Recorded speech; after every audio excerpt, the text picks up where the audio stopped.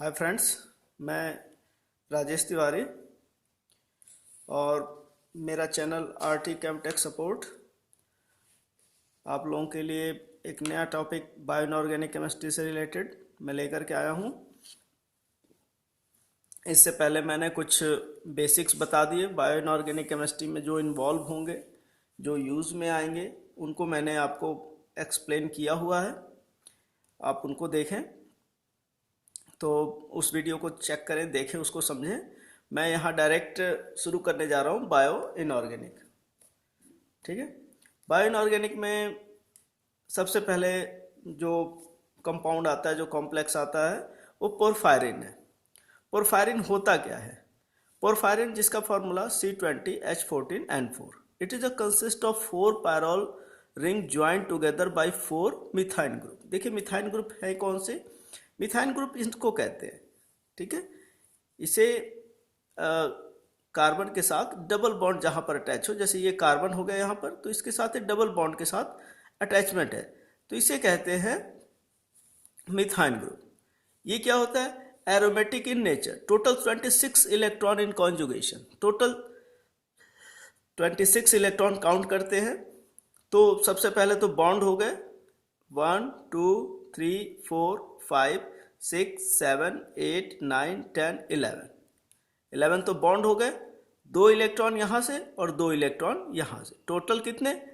11 into 2 22 24 और ये 26, total 26 electron in conjugation. ये पूरी रिंग में इन्वॉल्व होते हैं। ठीक है, अब आइए मैं इसका थोड़ा सा स्ट्रक्चर भी बना करके आपको दिखा देता हूँ किस तरह से इसका स्ट्रक्चर प्रिपेयर करते हैं। इसका स्ट्रक्चर बनाने के लिए सबसे पहले आपको करना क्या है? आपको नाइट्रोजन नोट कर लो, नाइट्रोजन, नाइट्रोजन एंड नाइट्रोजन। आप इनको अटैच कर दो।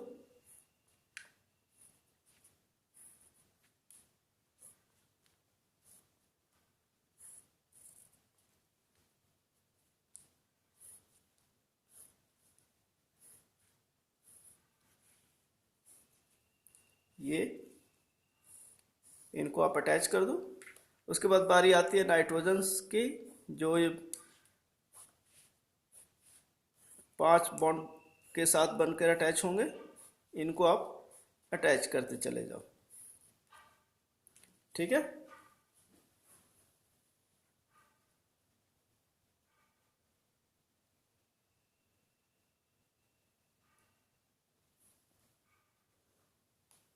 इनको आप अटैच कर दिए। इस अटैचमेंट के जस्ट बाद आपको बॉन्ड लगाने होते हैं। First, second, third, fourth, fifth, sixth, seventh, eighth, 9, 10 और ये 11। इस नाइट्रोजन में, नाइट्रोजन के यहाँ 3 बॉन्ड कंप्लीट है, यहाँ 3 बॉन्ड कंप्लीट है, तो यहाँ पर क्या करना है? एक लोन पेयर इनके आप अटैच कर दो। यहाँ पर क्या है? नाइट्रोजन अभी 2 ही बॉन्ड बना रहा है, तो यहाँ पर क्या होते हैं? 2 हाइड्रोजन अटैच होते हैं। ठीक है, इनके लोन पेयर भी होते हैं और इनके भी होते हैं। ठीक, तो ये बना पोरफायरिन रिंग। इसमें ये पोजीशन, ये पोजीशन, ये पोजीशन और ये पोजीशन, इन पोजीशनों को कहा जाता है मिथाइन। आप चेक करेंगे, इनके सबके साथ एक एक डबल बॉन्ड लगा हुआ है। ये देखिए, यहाँ पर और यहाँ, सबके साथ एक एक डबल बॉन्ड लगा हुआ है। इसमें होता क्या है? अब जैसे ये नाइट्रोजन के साथ हाइड्रोजन अटैच है, ये क्या करता है? ये इसको एसिडिक प्रॉपर्टी में कन्वर्ट कर देता है। इसकी वजह से ये पोरफायरिन रिंग के अंदर एसिडिक कैरेक्टर डेवलप होते हैं और ये इन्वॉल्व होते हैं बेसिक कैरेक्टर के लिए।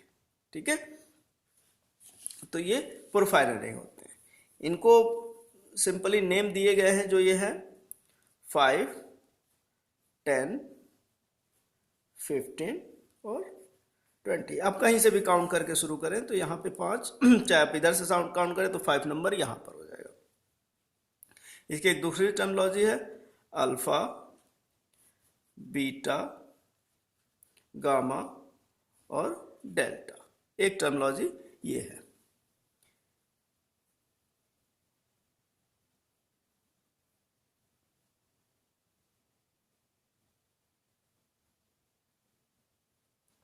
ठीक है। अब ये 2 हाइड्रोजन है, तो ये क्या करता है, इन 2 हाइड्रोजन को डोनेट कर देता है, डाई एनायन में कन्वर्ट हो जाता है। ठीक है, तो ये जो 2 हाइड्रोजन है जो यहाँ से डोनेट करके ये पोरफायरिन रिंग डाई एनायन में कन्वर्ट होने की कैपेबिलिटी रखता है। तो ये है पूरा पोरफायरिन रिंग के लिए। पोरफायरिन रिंग में क्या है, फॉर्मूला हो गया इसका, ये इसका स्ट्रक्चर है, ये यहाँ पर डबल बॉन्ड लगे होते हैं और ये सारे के सारे डबल बॉन्ड कॉन्जुगेशन में है विथ 2 लोन पेयर इलेक्ट्रॉन। ये टोटल 26 इलेक्ट्रॉन है। ये नाइट्रोजन के जो लोन पेयर इलेक्ट्रॉन है वो उनको बेसिक प्रॉपर्टी, बेसिक नेचर में कन्वर्ट करता है, वाइल नाइट्रोजन के साथ जो ये हाइड्रोजन अटैच होते हैं ये इनको एसिडिक में कन्वर्ट करता है। ठीक है, जस्ट इसके बाद ये तो हो गया पोरफायरिन रिंग। पोरफायरिन रिंग के बाद आती है मेटालोपोरफायरिन। मेटालोपोरफायरिन कहने का मतलब है इसके सेंटर में एक मेटल आएगा, कोई भी मेटल हो सकता है, तो उसके लिए है फर्स्ट पोरफायरिन रिंग, जस्ट उसके बाद metalloporphyrin. In this ring the inner hydrogen atom are replaced as a proton by dipositive ion. यानी कहने का मतलब अगर आप यहाँ चेक करें तो यहाँ पर 2 हाइड्रोजन अटैच थे, उनको रिप्लेस करके अब क्या आ गया, यहाँ पर एक मेटल आया और इस मेटल के साथ इन बॉन्ड का फॉर्मेशन हो रहा है। The size of cavity in the centre of porphyrin ring is ideal for the metal ion. कहने का मतलब ये पोजीशन जो बनी हुई है, इस पोजीशन में कोई भी मेटल आयन आकर के फिट हो जाता है। जनरली यहाँ पर जो फिटिंग होती है मेटल्स की वो ट्रांजिशन मेटल ही आते हैं यहाँ पे। It is planar conjugated system of pi bond. ठीक है, all pi bonds are in conjugation, ये मेटालोपोरफायरिन के लिए। It is much more rigid than crown ether. इसके पीछे रीजन क्या है, इसके पीछे रीजन ये है कि सारे के सारे जितने भी बॉन्ड बने हुए हैं ये सभी के सभी कॉन्जुगेशन में होते हैं, जिसकी वजह से इसकी रिजिडिटी बढ़ जाती है, ये हार्डनेस आ जाती है due in comparison to crown ether. Distance between nitrogen and central metal is about 2 angstrom. यानी सेंट्रल मेटल यहाँ पर अगर आकर सिचुएटेड तो यहाँ से लेकर के इनकी जो डिस्टेंस होती है वो 2 एंगस्ट्रॉम, जो एक नॉर्मल डिस्टेंस है। ठीक है, और मेटालोपोरफायरिन क्या है, मेटालोपोरफायरिन एक तरह का ऑर्गेनोमेटेलिक कॉम्प्लेक्स है। ठीक, ये हुआ। आप मेरे वीडियो को पॉज करके इस नोट्स को समझिए क्या लिखा हुआ है इसमें, क्योंकि ये इनसे क्वेश्चंस बनते हैं एग्जाम में, जो भी क्वेश्चंस बनते हैं इन्हीं स्ट्रक्चर्स पे ही क्वेश्चन ड्रॉ किए जाते हैं। ठीक है,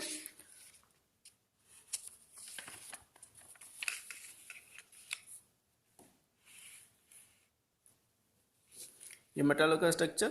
अब देख लीजिए इसके बारे में कुछ लिखा भी है मैंने। If 2 nitrogen give up their hydrogen, यानी कहने का मतलब यहाँ पर क्या है, यहाँ पर ये कहा जा रहा है, इसको ऐसे देख लीजिए,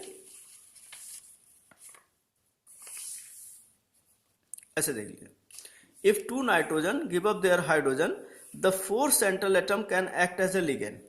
अगर यहाँ से हाइड्रोजन रिप्लेस हो जाए, हाइड्रोजन को हटा दिया जाए, तो सभी के सभी नाइट्रोजन किस तरह से काम करते हैं, ये एक तरह के लिगेंड की तरह से काम करने लगते हैं और ये सेंट्रल मेटल को अप्रोच करते हैं बॉन्ड बनाने के लिए।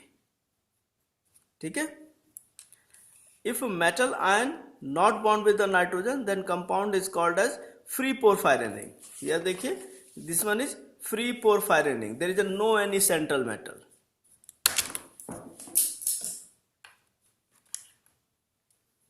After that,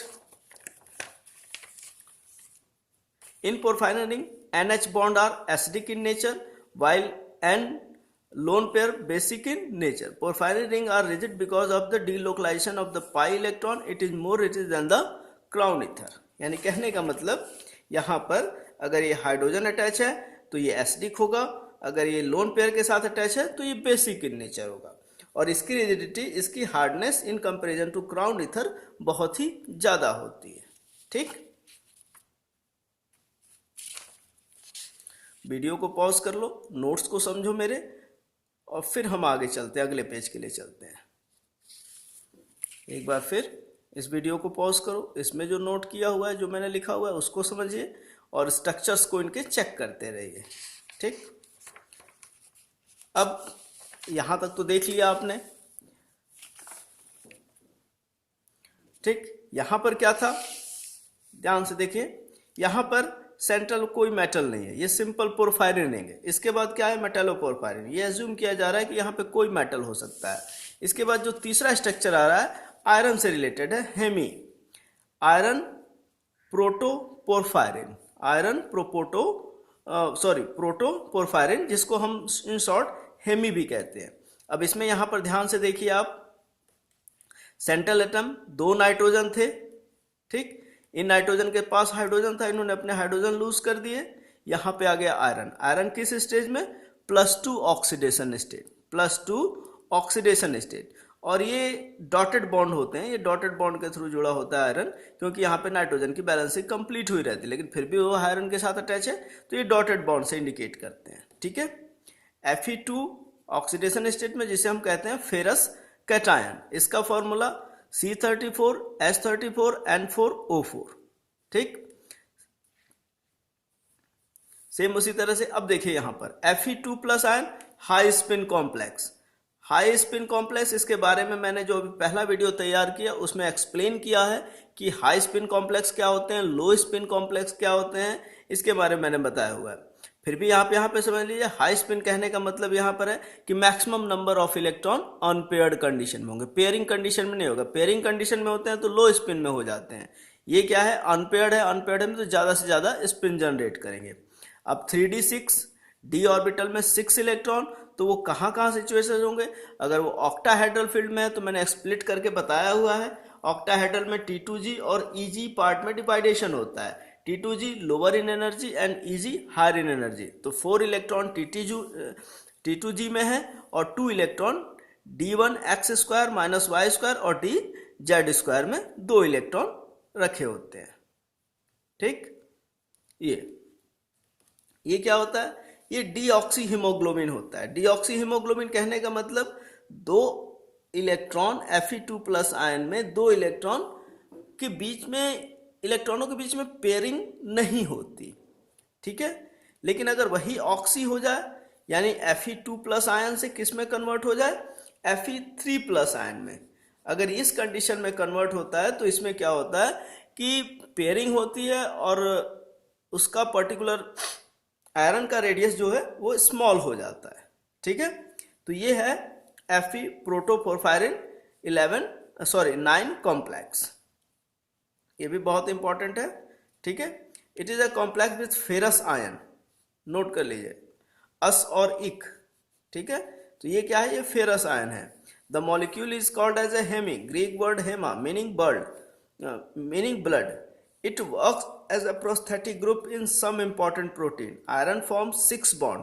अब देखिए यहाँ पर आयरन ने भी यहाँ पर कितने बॉन्ड बनाए हैं, आयरन ने यहाँ पे टोटल 4 ही बॉन्ड बनाए हैं। Only 4 bonds are formed with this iron, but the capacity of iron is to form 6 bond. That's why 2 position are vacant, ठीक है। ये 2 पोजीशन अभी भी वैकेंट है। तो एक से क्या होता है, एक से प्रोटीन हिस्टिडीन ग्रुप आके जुड़ता है और दूसरे से ऑक्सीजन आकर के जुड़ता है, तो उसे ऑक्सी हीमोग्लोबिन में कन्वर्ट करता है, ठीक है। तो ये आफ्टर दैट देखिए क्या आता है, यहां तक देख लिया। पहले क्या था, पोरफायरिन, मेटेलोपोरफायरिन। अब ये यहां पर आपके आ गया हेमी, आयरन प्रोटोपोरफायरिन। नोट्स को, वीडियो को पॉज करिए और उसे समझिए, यहाँ पर क्या क्या एक्सप्लेन किया है मैंने, क्या क्या बताया हुआ है, ठीक। आफ्टर दैट 5th बॉन्ड की फॉर्मेशन आयरन की। आयरन सिंपल ये रिंग बनाया हुआ है स्ट्रक्चर के बारे में आप जान चुके हैं, समझ चुके हैं क्या है स्ट्रक्चर। यहाँ पे नाइट्रोजन के साथ डॉटेड बॉन्ड और ये नाइट्रोजन के साथ सॉलिड बॉन्ड, इन्होंने अपने हाइड्रोजन को रिलीज किया for the attachment of iron. यहाँ पे आयरन अटैच हुआ, जिसमें से 5th बॉन्ड किससे आकर के जुड़ा, इमाइडाजोल ग्रुप से आकर के जुड़ा। इमाइडाजोल ग्रुप आगे एक प्रोटीन पार्ट में भी डिवाइड होता है। Protein part attach to iron through imidazole ring of histidine residue. Polar part is outside. This one is polar part and it one is completely outside. इसका आयरन के ऊपर, इस प्रोफायरिन रिंग के ऊपर, आयरन प्रोफायरिन रिंग के ऊपर कोई भी इफेक्ट नहीं पड़ता। Outside of the ring structure, that's why hemi group is held in water and resistant protein. यानी कहने का मतलब हेमी वाटर में भी रेजिस्टेंट रहता है, डिसॉल्व नहीं हो पाता, ठीक। उसी से नीचे इन शॉर्ट, अगर इस स्ट्रक्चर को इन शॉर्ट में देखें तो वो स्ट्रक्चर इस तरह से बनेगा। ये इमेडाजोल ग्रुप, इसके साथ आगे पोलर ग्रुप आगे अटैच होंगे और आयरन ये ऊपर की तरफ निकल के आता है। डोम शेप स्ट्रक्चर इसको कहते हैं, इसको कहते हैं dome shape structure, dome shape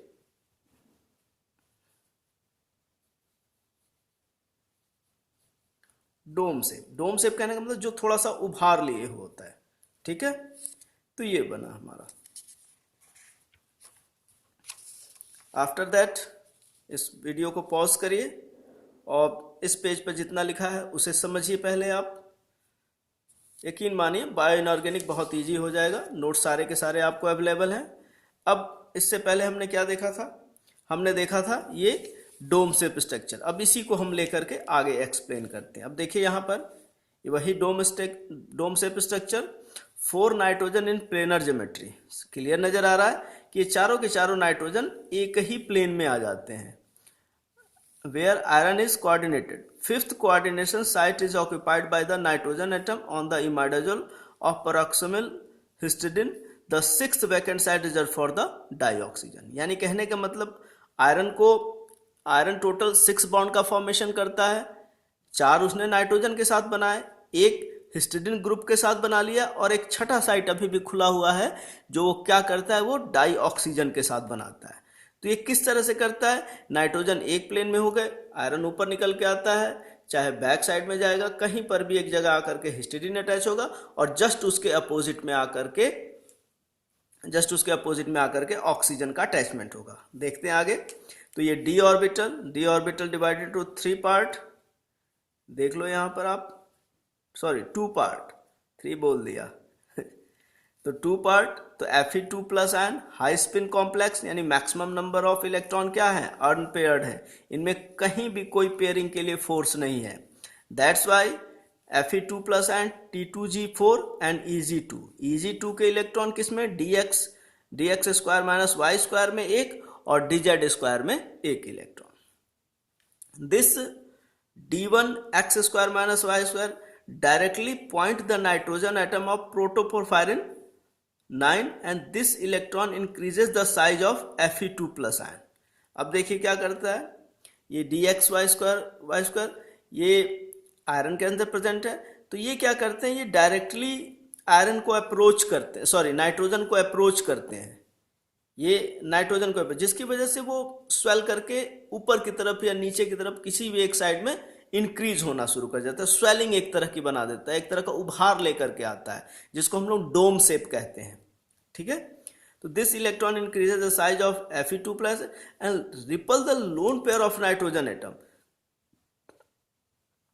ठीक। ये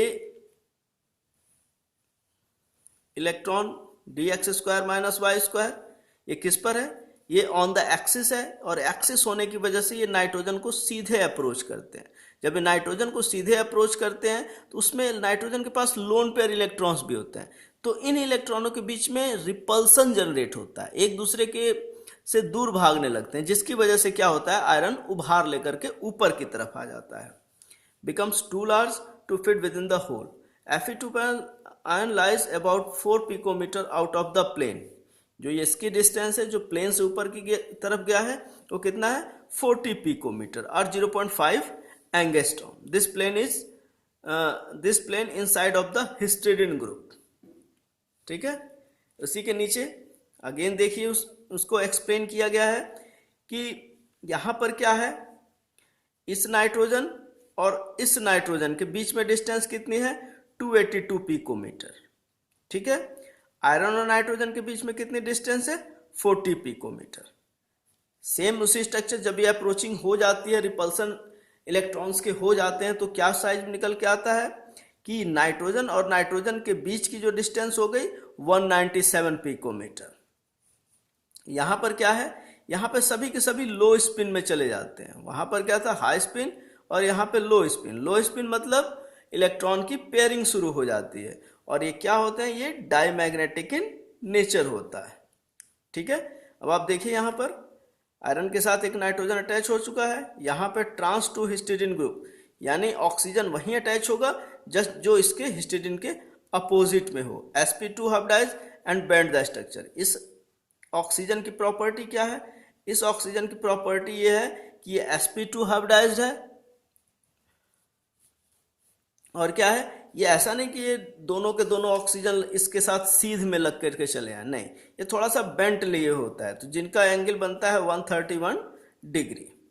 ठीक है।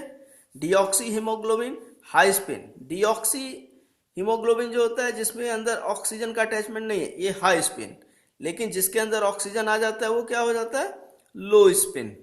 इसको याद कर लिए, एग्जाम में कई बार पूछा गया है, पूछा भी जाता है कि हाई स्पिन पोरफायरिन और लो स्पिन पोरफायरिन, या टी स्टेट पोरफायरिन और आर स्टेट। टी स्टेट मतलब जिसके अंदर टेंशन हो।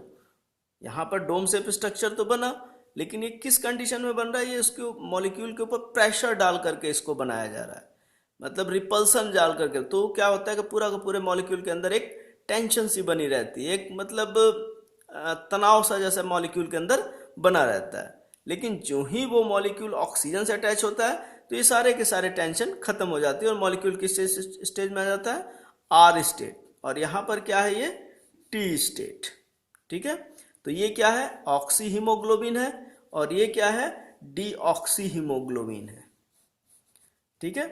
O2 changes the strength of ligand field and causes the pairing of electron on iron without affecting the oxidation state of iron. Now dx square minus y square is empty and repulsion decreases. अब क्या होता है? यहाँ पर देखिए,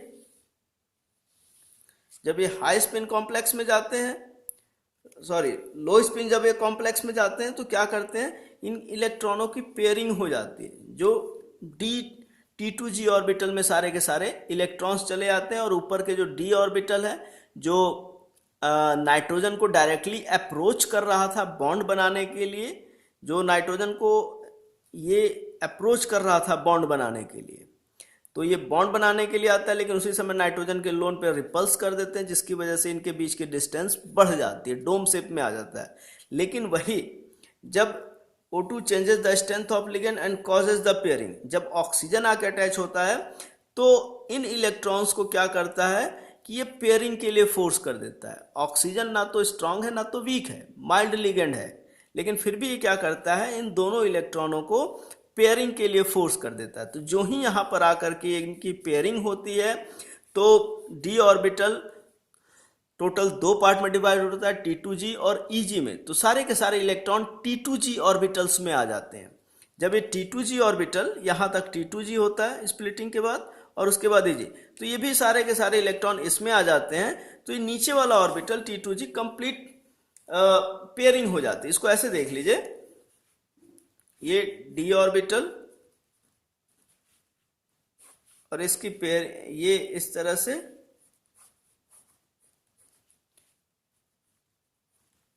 3, 4 और 2 electrons यहाँ पर। लेकिन जब इसमें आकर के ऑक्सीजन का अटैचमेंट होता है O डबल बॉन्ड O, तो ये क्या करते हैं कि इन इलेक्ट्रॉनों को ये पेयरिंग के लिए फोर्स कर देता है। ठीक है। जब पेयरिंग के लिए फोर्स होते हैं तो ये ऑर्बिटल कंप्लीटली वैकेंट हो जाता है। अब क्या होने, वैकेंट होने के बाद अब ये क्या करता है कि ये आयरन के जो इलेक्ट्रॉन्स है जो वैकेंट ऑर्बिटल है वो फिर यहाँ पर रिपल्सन जनरेट नहीं करते, जिसकी वजह से क्या होता है कि साइज उसका नॉर्मल हो जाता है और वो इस फॉर्म में चला आता है। तो यहाँ पर देखिए दोनों के दोनों अपोजिट डायरेक्शन में है। ठीक, वीडियो को पॉज करिए और इसे समझिए कि इसमें क्या लिखा गया है।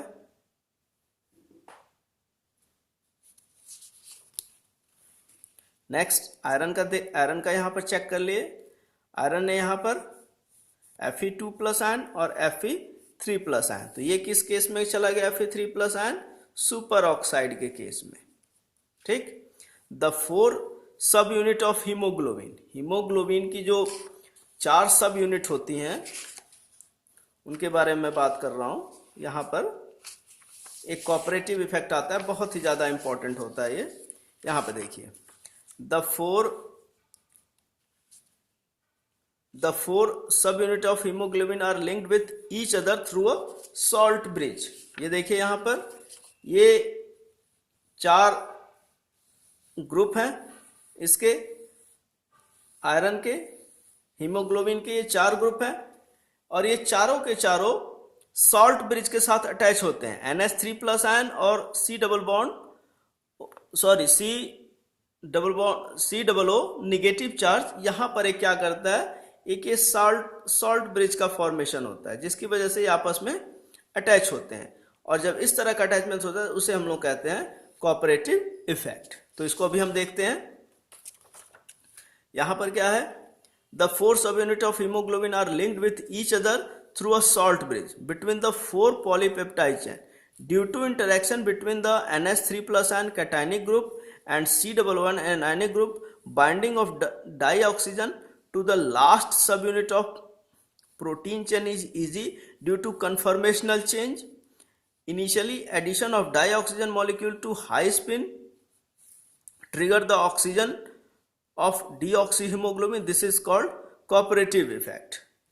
cooperative effect में क्या है, cooperative effect में ये कहा जा रहा है कि जब भी आयरन के 4 सब यूनिट, ठीक है, इस तरह से एक ये फर्स्ट एक यूनिट, इसी तरह से 4 यूनिट आकर के क्या होते हैं, वो आपस में अटैच होते हैं, ठीक है।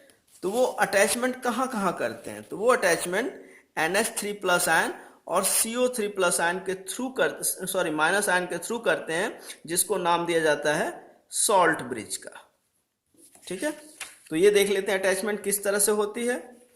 तो रोल ऑफ प्रोटीन चेन का क्या काम है, जो आयरन के साथ हिस्टीडीन ग्रुप के फॉर्म में नाइट्रोजन के साथ अटैच होता है, उसका क्या काम है, role of protein chain, protein prevent the oxidation of Fe2+ ion to Fe3+ ion. यानी कहने का मतलब यहाँ पर यह है कि प्रोटीन चेन क्या करता है, आयरन को प्रोहिबिटेट करता है, रोकता है +2 आयन से +3 आयन में कन्वर्ट होने के लिए। यानी यहाँ पर आयरन के ऊपर 2+ चार्ज, यहाँ पर हो गया आयरन के ऊपर 3+ चार्ज, यानी यहाँ पर अगर 6 इलेक्ट्रॉन तो यहाँ पर हो जाएंगे 5 इलेक्ट्रॉन। तो इनको होने से वो रोकता है। दूसरा, protein prepares hydrophobic environment around the Fe2+ ion centre. यानी जो बाहर का जो पोलर ग्रुप है वो हाइड्रोफोबिक एनवायरनमेंट क्रिएट करता है। Next, formation of hemitine. ये क्या होता है, binding of O2 molecule to Fe। इसको स्टेप वाइज चेक कर लेते हैं। इसमें आयरन और ऑक्सीजन, पहले इन दोनों का अटैचमेंट था, binding of oxygen molecule to Fe2+ ion. तो ये बना और ये यहाँ पर इस तरह से बेंट शेप में निकल के आ जाता है, ये बेंट शेप होता है, ठीक। दूसरे में क्या है, attachment of oxygen to second haem group. अब दूसरा हेमी ग्रुप आता है, वो इसके साथ अटैच होता है। तो यहाँ पर जो बॉन्ड बना, इस तरह का जब ये पूरा का पूरा मॉलिक्यूल बन के तैयार होता है तो इसको नाम दिया जाता है परऑक्सो कंपाउंड, ठीक। ये एक परऑक्सो कंपाउंड है। इसमें 2 ऑक्सीजन एज ए ब्रिज की तरह काम करते हैं। और ये किसके साथ अटैच होते हैं, ये अटैच होते हैं आयरन 3rd आयन के साथ, ठीक है। Next, cleavage of peroxo complex. अब इसकी ब्रेकिंग होगी, peroxo complex into 2 peripheral complexes, Feral complexes. यहां पर देखिए ये किस में कन्वर्ट हो गया, 2PFE4 oxidation state plus double bond O। इसे क्या कहते हैं, फेरल कंपाउंड, ठीक है। Ferryl complex combined with another haem group. अब ये पूरा का पूरा कंपाउंड किससे, अनदर हेमी ग्रुप से आकर के अटैच होगा। तो यहां पर जो बनता है म्यू ऑक्सो डाइमर, ये बहुत इंपॉर्टेंट है। म्यू ऑक्सो डाइमर का फॉर्मेशन होता है जिसे हम हेमिटन ग्रुप के नाम से जानते हैं। ये हो गया आपका कोऑपरेटिव इफेक्ट। ओके गाइस, इसके आगे हम नेक्स्ट वीडियो में देखेंगे। ये वीडियो यहाँ तक था, तो इसमें कंप्लीट हीमोग्लोबिन के बारे में बता दिया मैंने। आपको मैं 1 बाय 1 सारे नोट्स एक बार फिर दे रहा हूँ, जिनको आप वीडियो को पॉज करते जाएंगे और इनको समझते जाएंगे। ठीक है, तो सबसे पहले पेज 1 वीडियो को पॉज करो, इनको देखो, इसमें क्या लिखा है उसे समझिए आप। पेज 1 के बाद बारी आती है पेज 2।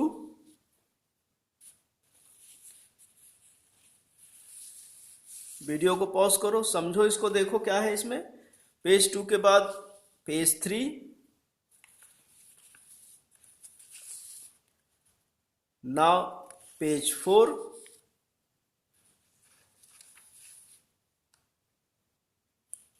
Now page 5,